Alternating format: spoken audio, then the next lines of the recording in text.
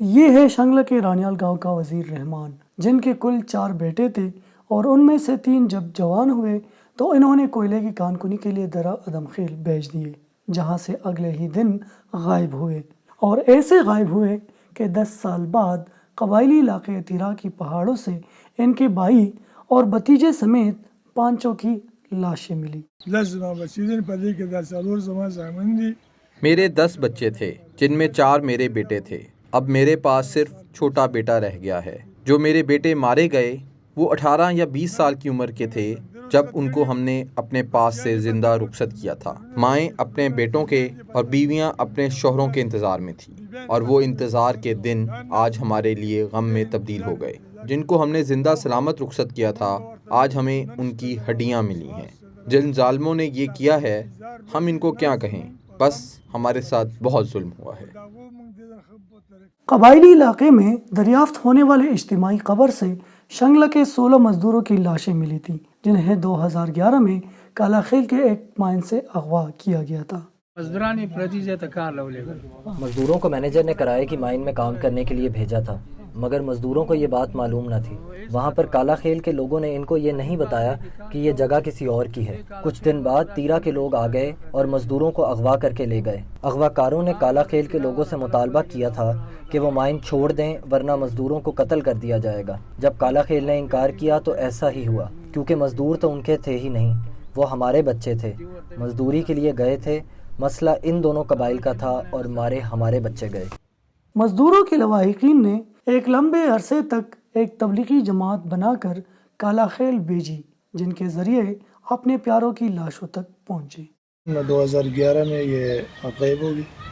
2011 سے پھر کافی تفتیش ہم لوگوں نے جاری کیا، ابھی تک اور کوئی حال نہیں نکلا، مسائل بھی حال نکلا۔ تقریباً کچھ تبلیغ والا لوگ ہم لوگوں نے اس کے پیچھے لگایا تھا، کافی خرچہ ہوا اس کے پیچھے۔ تقریباً ہم نے 40-50 لاکھ روپے اس کے پیچھے خرچ کیا ہوا۔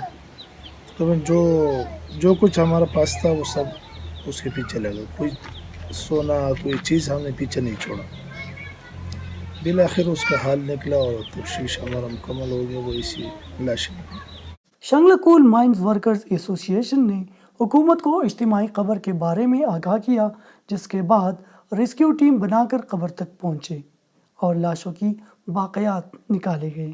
اڑا خیل کا ایک علاقہ ہے جو خیبر ایجنسی کے ساتھ آتا ہے، تو اس کے اوپر جو پہاڑی علاقہ ہے گولون تنگے اس کو بولتے ہیں، تو وہاں ہماری ٹیم پہنچی، ریسکیو کی ٹیم پہنچی، اور ہمارے ساتھ کافی زیادہ لیبر اور لاحقین بھی تھے۔ تو وہاں وہ آپریشن ہوا اور اس کے بعد وہ لاشیں جو ہے وہ ریکور ہوئی۔ وہاں سے لاشوں کو پھر تمام لوگوں نے شاپرز میں ڈالا، اور پھر جب نیچے روڈ جہاں تک پہنچی ہے وہاں تک پہنچائی، وہاں سے تابوت جو ہے وہ پہلے سے تیار تھے، تو ان تابوتوں میں ہم نے لاشوں کو بند کر کے پھر شانگلہ پہنچایا۔ دوسری جانب حکومت نے مائنز ورکرز کی خاندانوں کے لیے گرانٹ کا اعلان کیا ہے۔ 2011 کا واقعہ تھا، اور مجھے ایک ہفتہ پہلے آپ بھی تھے اس میں، مجھ سے رابطہ کیا کہ اس طرح وہاں لاشیں ملی ہیں لیکن لانے کا مسئلہ ہے، تو اس کے لیے ارینجمنٹ کی صوبائی حکومت نے۔ اس میں وزیر اعلیٰ صاحب کا بھی مشکور ہوں، آئی جی صاحب کا مشکور ہوں، اسی طرح 1122 نے بہت اہم رول ادا کیا۔